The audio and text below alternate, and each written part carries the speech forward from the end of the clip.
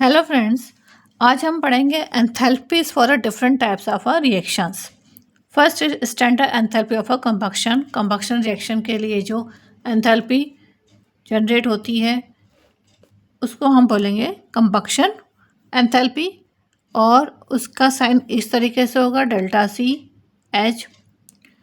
Combustion reactions are exothermic in nature. Standard enthalpy of the combustion are defined as enthalpy change per mole और अ per unit amount. अब जो combustion reactions होती हैं सभी exothermic होती हैं।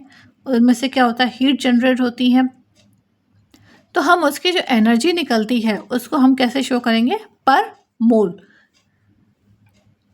When it's undergo combustion, all the reactants and the products brings the standard states at the specified temperature.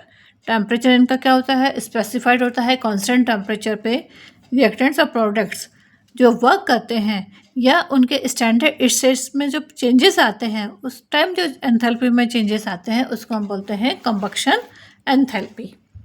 Cooking gas in cylinders contains mostly butane. ये तो सभी को पता है कि ब्यूटेन सिलेंडर्स में ब्यूटेन गैस होती है। During complete combustion 1 mole of a butane 2658 kilojoule 2658 kilojoule per mole of a heat is released. Kilojoule per mole, क्योंकि अभी हमने पढ़ा था कि जो हमारी एंथैल्पी होती है वो पर यूनिट में या पर मोल में होती है। तो ब्यूटेन से जो एनर्जी निकली है या ब्यूटेन से जो ब्यूटेन के कंबक्शन से जो एनर्जी रिलीज होती है उसको हम बोलते हैं कंबक्शन एंथैल्पी, और वो होती है 2658 किलो जूल पर मोल। इस रिएक्शन को हम या इस एंथैल्पी को हम इस तरीके से समझ सकते हैं। इस कंबक्शन रिएक्शन को ब्यूटेन है C4H10, ये गैस फॉर्म में होता है।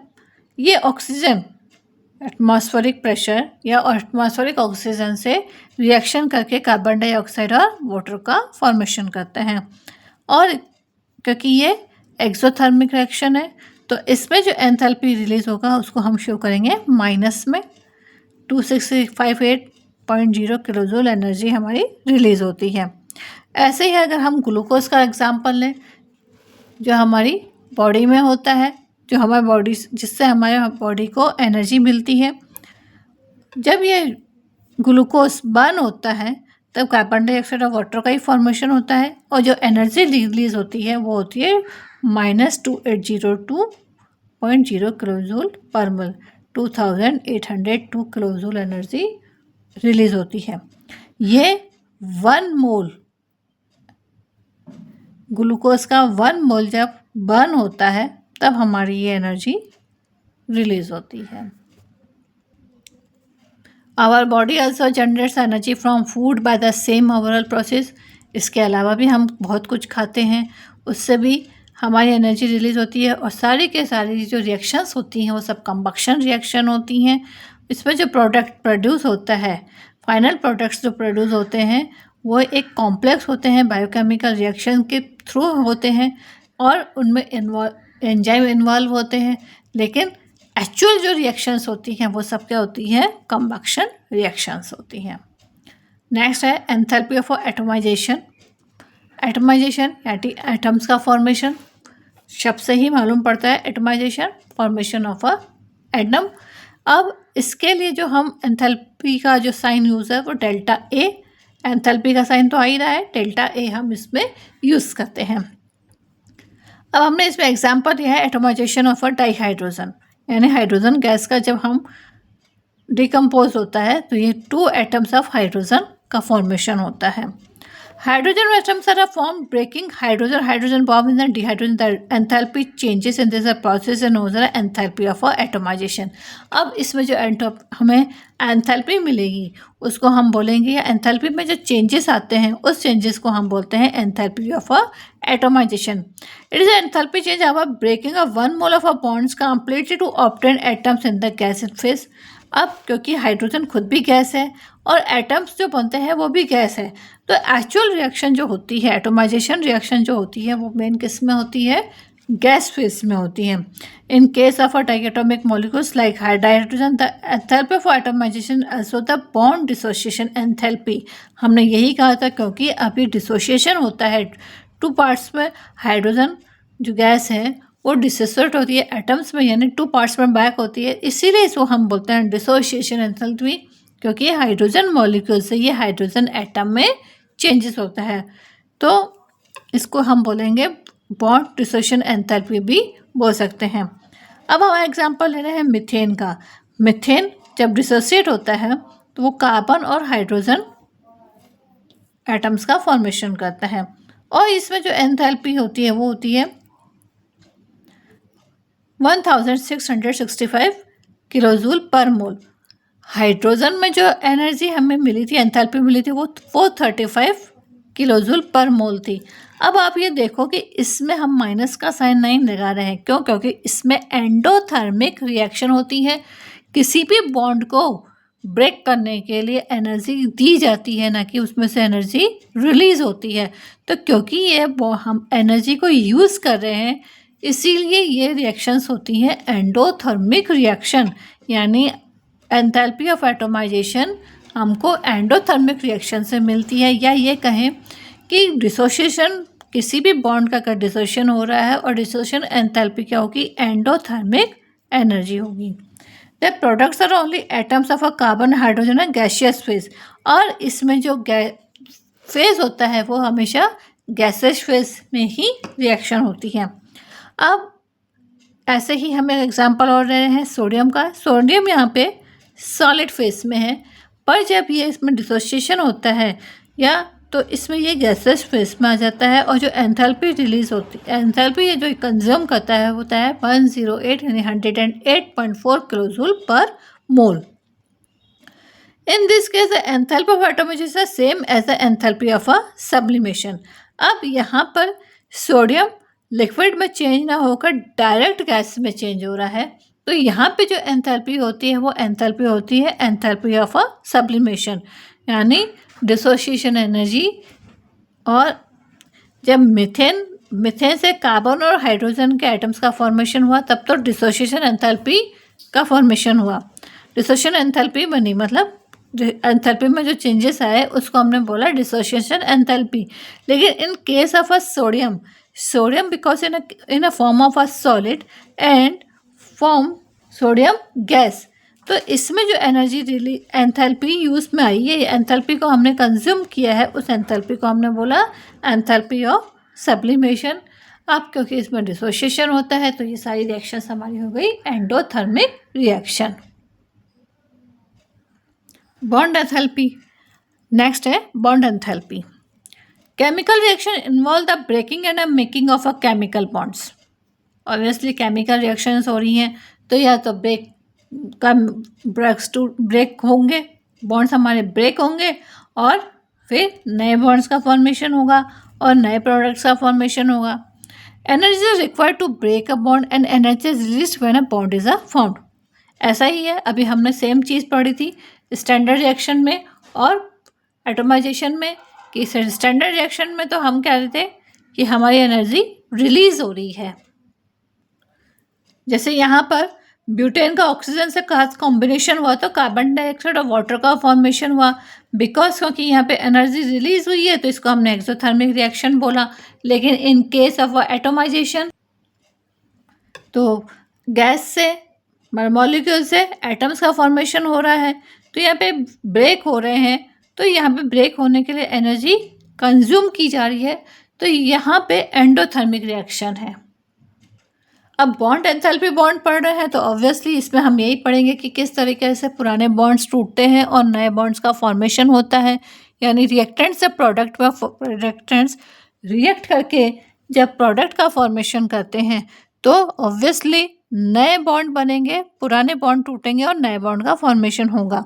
तो जब पुराने बॉन्ड टूटते हैं तो उसमें क्या होता है, एनर्जी रिलीज होती है, लेकिन जब नए बॉन्ड का फॉर्मेशन होता है तो एनर्जी कंज्यूम होती है। तो यही हमारी है enthalpy, bond enthalpy.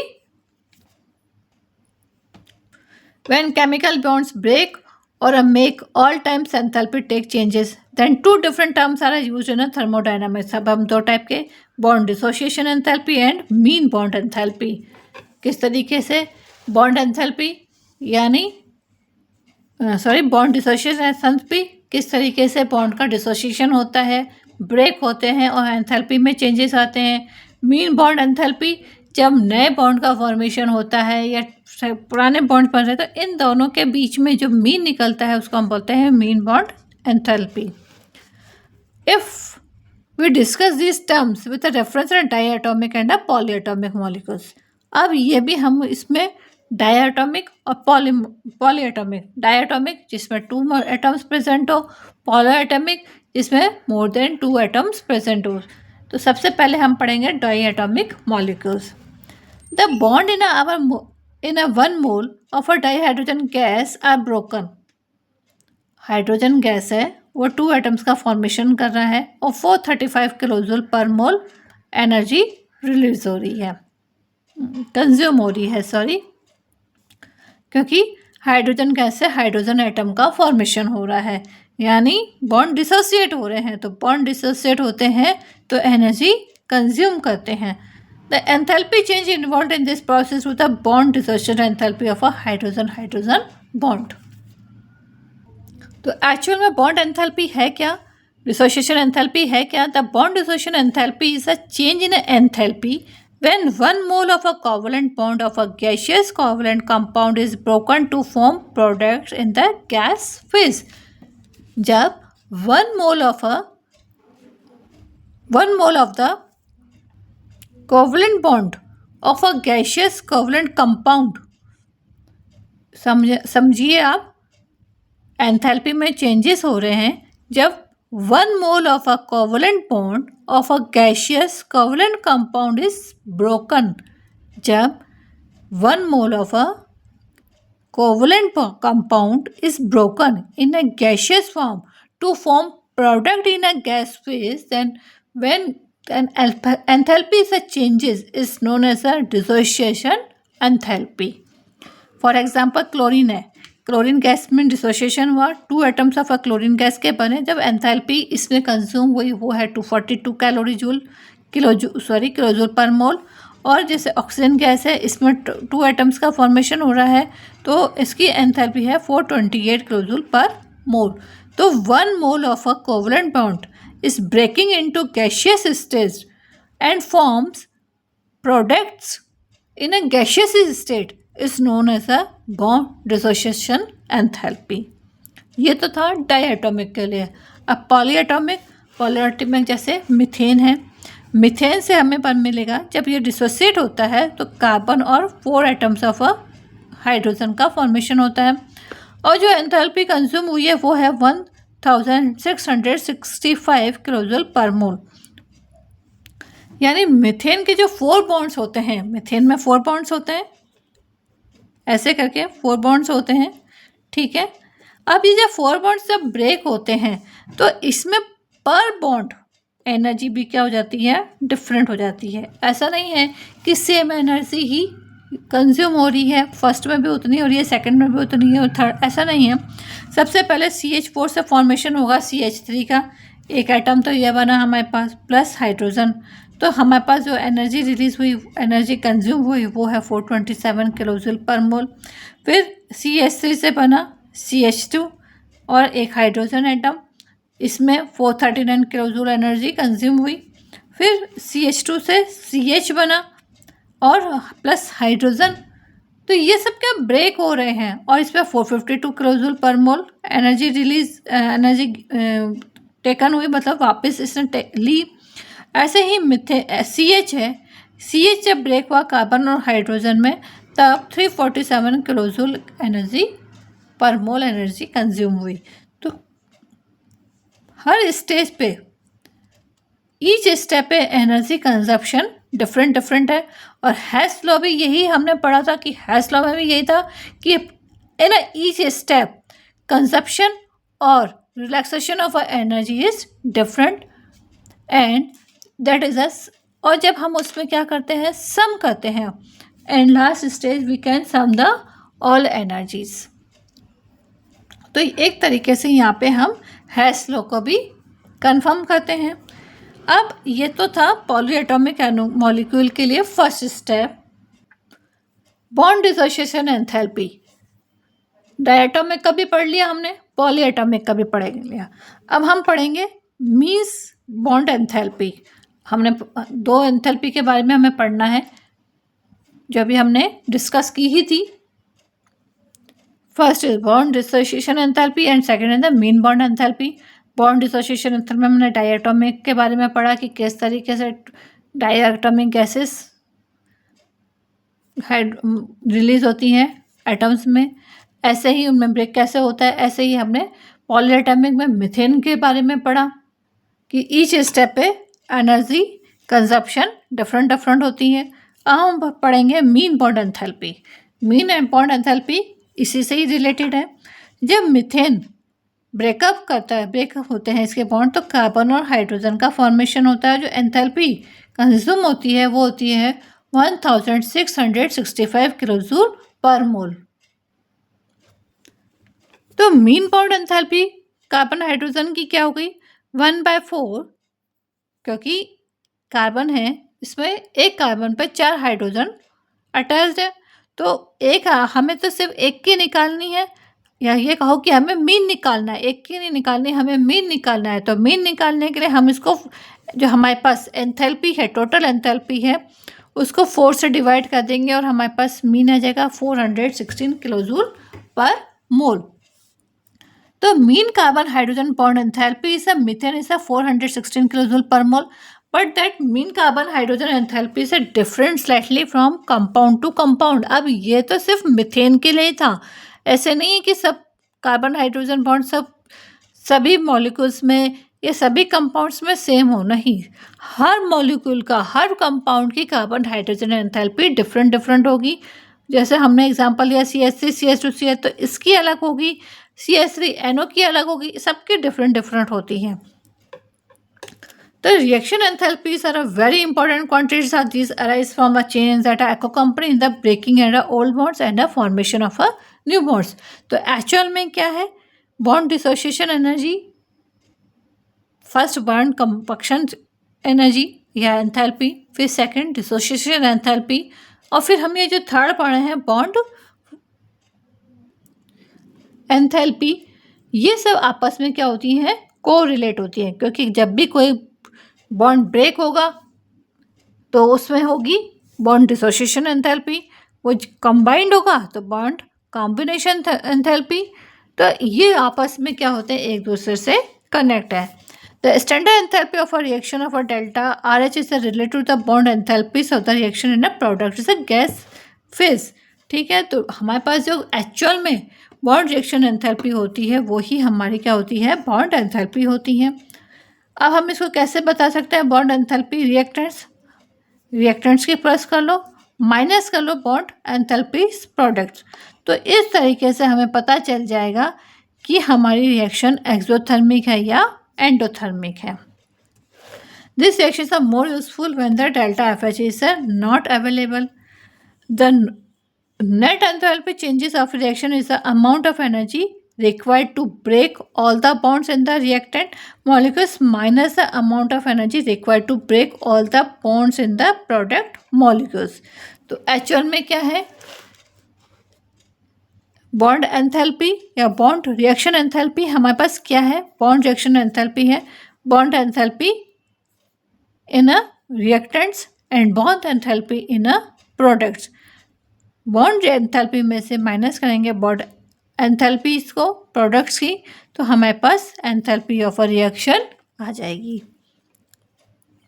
This relation is approximate and is a valid from all the substance reactants and products is the reaction in the gaseous state। but ये रिएक्शन या ये चीज़ सिर्फ हम गैसियस स्टेज में ही फॉलो कर सकते हैं।